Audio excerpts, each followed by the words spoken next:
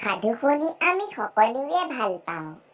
আজি মই তোমালোকক ক'বলৈ লৈছোঁ ৰসৰাজ লক্ষ্মীনাথ বেজবৰুৱাদেৱৰ বুঢ়িয়াৰ সাধুৰ এটি জনপ্ৰিয় সাধু, এটা শিঙৰা মাছৰ কথা। এদিন এটা দুখীয়া মানুহে জকাই বাবলৈ গৈ দিনৰ দিনটো জকাই বালে, কিন্তু সি এটা শিঙৰা মাছৰ বাহিৰে একো নাপালে।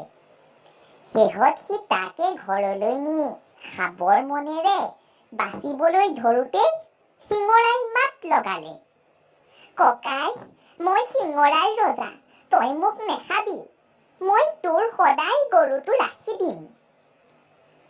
মানুহটোৱে শিঙৰাৰ কথা শুনি তাক নেখাই পিছদিনা দুপৰীয়া শিঙৰাক খুৱাই বুৱাই তাৰ গৰুটো চৰাবলৈ পঠিয়াই দিলে।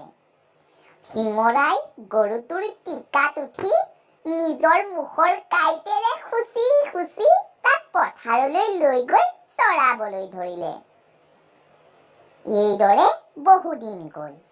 এদিন শিঙৰাই গৰুটো চৰাবৰ নিমিত্তে অৰণ্যৰ ফাললৈ গৈ অৰণ্যত এটা মুখ মেলি পৰি থকা ৰাক্ষস দেখা পালে। ৰাক্ষসে গৰুটো দেখি আনন্দ মনেৰে উঠি ধৰিবলৈ লওঁতে শিঙৰাই বাধা দি ক'লে, হেৰৌ ৰাক্ষস, ৰ, তই মোক দেখা নাই নেকি? যদি তই মোক বলে পাৰ, তেহে মোৰ গৰু চুবি, নহ'লে তোৰ ফালে আজি আধ্যা। ৰাক্ষসে সেই অকণমানি শিঙৰাটোৰ এনে মটমটনি দেখি তাক মোহাৰি মাৰিবৰ মন কৰি হাতেৰে ধৰোঁতেই শিঙৰাই তাৰ হাতত বিষ কাঁইটেৰে বিন্ধি দিলে। তেতিয়া ৰাক্ষসৰ হাতখনত চেংচেঙনি ভকভকনি উঠিল। ৰাক্ষসে ঘৰলৈ নি খাবৰ মনেৰে ইচ্ছা কৰা সেই শিঙৰাটোৱে ৰাক্ষসক ভাল প্ৰত্যুত্তৰ দিলে। ৰাক্ষসে সহিব নোৱাৰি ক'লে, তোক যিহকে লাগে তাকে মই দিম, তেওঁ মোক এৰি দে, এৰি দে। এই বুলি কোৱাত শিঙৰাই ক'লে, যদি তোক এৰি দিব লাগে তেনেহ'লে মোক কি দিবি আগেয়ে দে।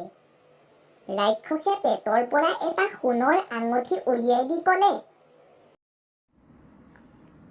এই আঙঠিটো কলপাত এখনত থৈ ভালমতে সেৱা শুশ্ৰূষা কৰিলেই আঙঠিটোৰ গুণত তোৰ ঘৰ দুৱাৰ সকলোবোৰ সোণৰ হৈ পৰিব আৰু সোণ ৰূপেৰে ঠাহ খাব।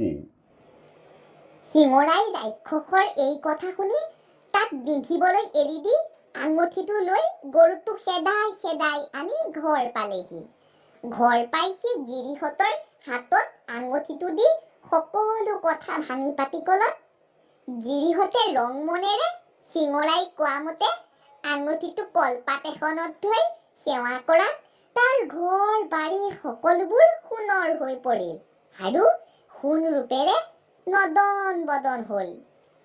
গিৰিহঁতে তেতিয়াই শিঙৰাৰ লগত নিজৰ জীয়েকক কেঁচা পাণ কেঁচা তামোল কাটি বিয়া দিলে। এইদৰে বহুদিন গ'ল। এদিন শিঙৰাই মনে মনে নৈৰ ঘাটত মুঠটো সলাই মানুহ হৈ গা ধুবলৈ ধৰোঁতেই শিঙৰাৰ ঘৈণীয়েকে দেখি লৰালৰিকৈ মুঠটো আনি জুইত পুৰি পেলালে। শিঙৰা গুচি এজন থুলন্তৰ পুৰুষ হৈ গ'ল। তেতিয়া সকলোৱে মহা আনন্দৰে ৰজাৰ দৰে থাকিবলৈ ধৰিলে। ছালত পৰিল ফেঁচা, মোৰ সাধু কথা মিছা, তামোলে মেলিলে দাবী, কোন কলৈ যাবি।